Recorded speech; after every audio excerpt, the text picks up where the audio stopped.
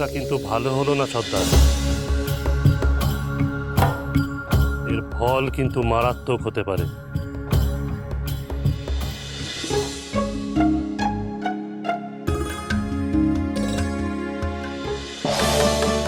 এ কি, তুমি এখানে? সখী, ও সখী, ওই কোকিলা সুন্দরীকে তো জব্বর জবাবখান দিলে। খুব মজা পেয়েছো তুমি, তাই না? ও মা, মজা পাবো না? বেটা ভাঙুক এটাই তো চাইছিলাম। তুমি আরেকটু কষ্ট করে বলে দিলেই পারতে এ বিয়েটা তুমি করবে না, কিছুতেই না। তোমার সেই আশায় ছাই কানাই। বিয়েটা হবেই। আমি কোকিলা সুন্দরীকে জব্দ করতে চেয়েছি, আমার বাবাকে নয়। এই বিয়েটা যদি না হয় তাহলে আমার বাবা বিপদে পড়বে। সেটা আমি কখনোই হতে দেব না কানাই, কখনোই নয়।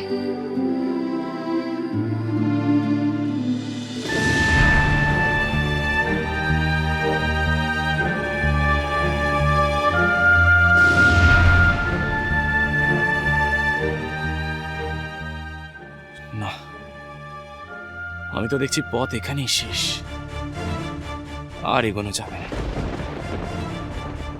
এখানে তো জনমানুষের চিহ্ন অব্দি নেই। শুধু শুধু এত দূর এলাম, ফিরে গিয়ে অন্য পথ খুঁজে দেখি।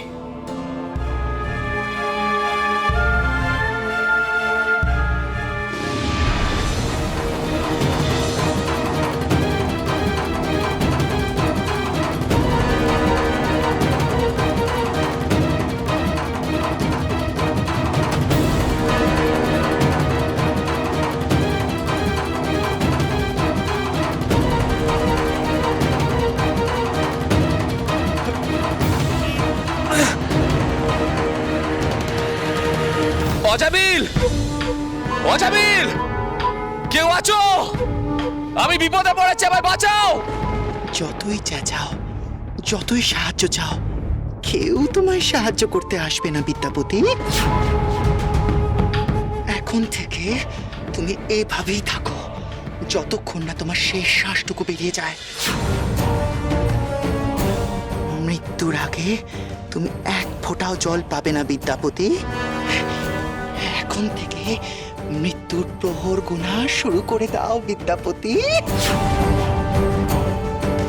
অজামিল, অজামিল! সর্বনাশ, কেউ তো দেখছি আমার ডাক শুনতে পারছে না। কি করে মুক্তি পাই এই ভাত থেকে?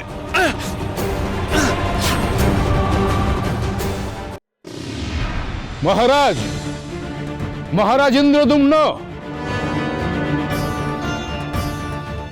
কোথায় আপনি? বিপদ, বিপদ, ঘোর বিপদ। বিপদ? কিসের বিপদ? নিশ্চয়ই বিদ্যাপতির কোনো বিপদ ঘটেছে, আর তা ঘটিয়েছে অজামিল।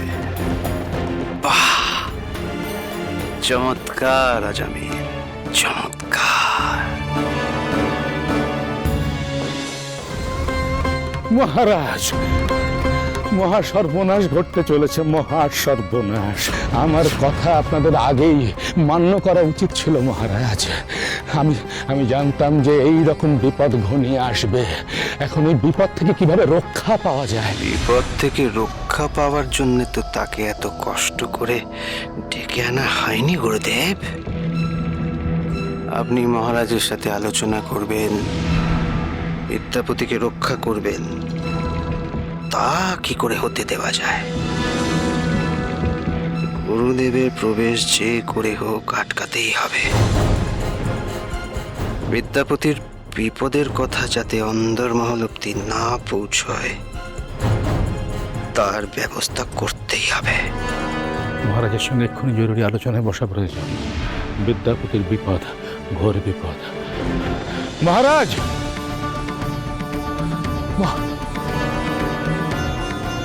প্রণাম গুরুদেব।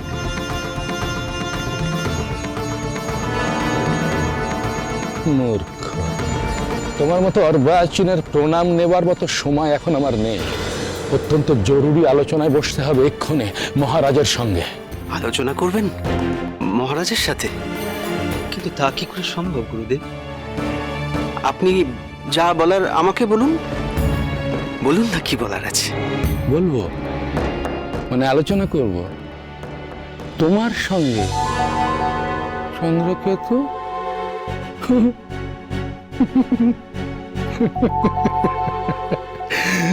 এইরকম দুঃসময়েও আমি না হেসে থাকতে পারছি না। আচ্ছা, মহারাজের সঙ্গে আমার এখন সাক্ষাৎ করা সম্ভব নয়। কেন? মানে কারণটা জানতে পারি কি? অবশ্যই, মহারাজ এখন ধ্যানে বসেছেন। আচ্ছা। আর মহারাজ যখন ধ্যানে বসেন তখন উনি কারোর সাথে সাক্ষাৎ করতে চান না, সে যেই হন না কেন। অর্থ? তোমার কথার অর্থ কি চন্দ্রকেতু? আমি বুঝলাম না। তুমি কি কোনো বিশেষ কারণে আমার কাল হরণ করতে চাইছো চন্দ্রকেতু? মহারাজের সঙ্গে আমার সাক্ষাৎ হোক, এটা তুমি চাও না চন্দ্রকেতু? তোমার কি কোনো গভীর গোপন দুরভিসন্ধি আছে? ছি ছি ছি ছি গুরুদেব। শোনো মূর্খ, রাজগুরু ব্রহ্মানন্দ স্বামীর পথ রোধ করে, তার সঙ্গে ছলনা করে, তার কাল হরণ করে, তার উদ্দেশ্য থেকে তাকে বিচ্যুত করা যায় না। ভুলে যাও না তুমি কার সঙ্গে দুঃসাহস দেখানোর স্পর্ধা দেখাচ্ছ।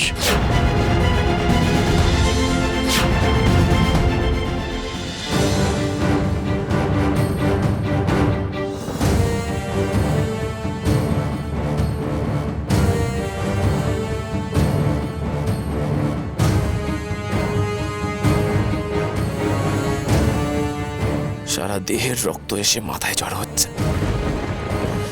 অসহ্য যন্ত্রণা হচ্ছে মাথায়। এভাবে বেশিক্ষণ ঝুললে বাঁচব না। যেভাবেই হোক আমাকে এই জাল থেকে বেরোতেই হবে। অজামিল, অজামিল বন্ধু বাঁচাও! বন্ধু? বন্ধুকৃত্যই তো করছি।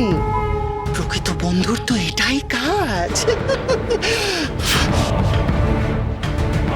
তোমার দেহের মধ্যে যে অন্তরাত্মাটা ছটফট করছে, তাকে আমি মুক্তি দিতে চাই চিরতরে।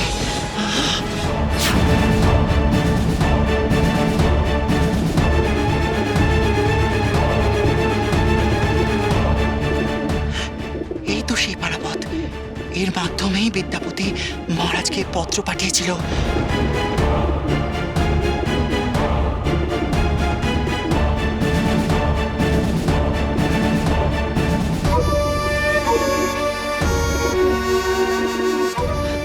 নিশ্চয়ই মহারাজ উত্তর পাঠিয়েছেন।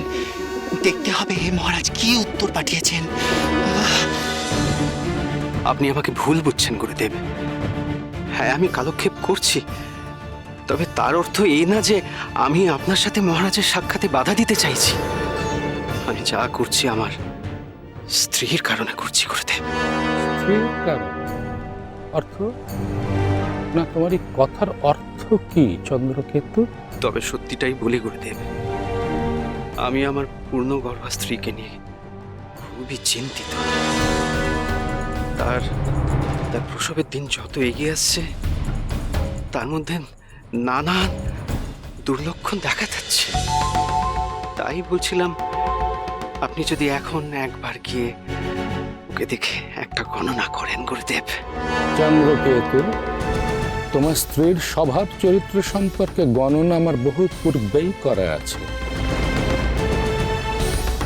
তোমরা যথার্থই রাজ্যটক। তোমার স্ত্রী তারা অত্যন্ত খল প্রকৃতির এক নারী। খল, ঈর্ষাপরায়ণ, দুর্বিনীতা এবং লোভী। এসব আপনি কি কি বলছেন গুরুদেব? যথার্থই বলছি চন্দ্রকেতু।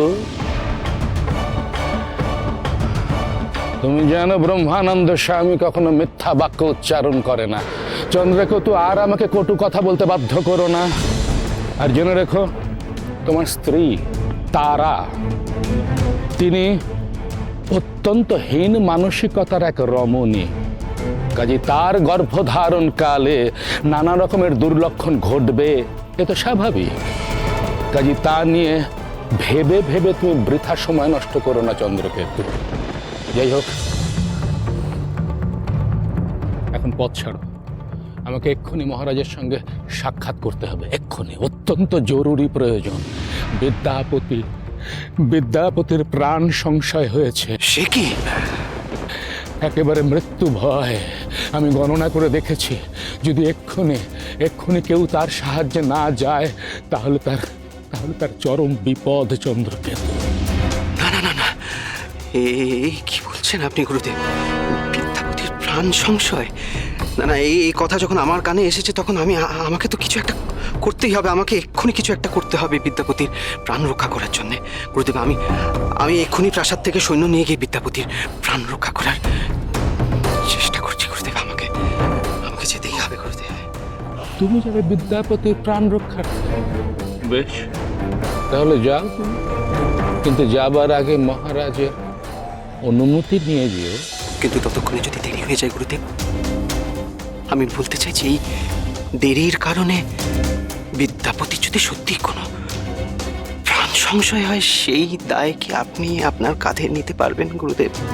আপনি বলুন, আপনি কি নিতে পারবেন? আমি বলছি আপনি ফিরে যান গুরুদেব, তাতেই সবার মঙ্গল। আপনি বরং গিয়ে গণনায় বসুন, দেখুন আমাদের পরিবারের কুমার কবে আসছে। আমাকে আজ্ঞা দিন গুরুদেব। বেশ, তবে তাই হোক, তুমি যাও।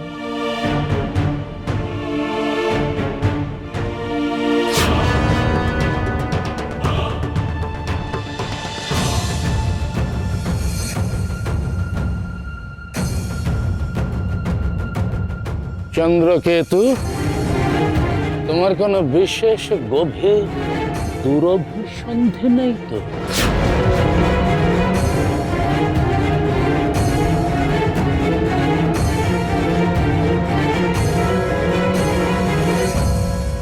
गुरु ब्रह्मा गुरु विष्णु गुरुदेव महेश्वरा गुरु साक्षात परम ब्रह्म तस्मै श्री गुरुवे नमः। গুরুদেবের সামনে মিথ্যে কথা বলার দুঃসাহস যেন আমার জন্ম জন্মান্তরেও না হয় গুরুদেব। জয়স্তু।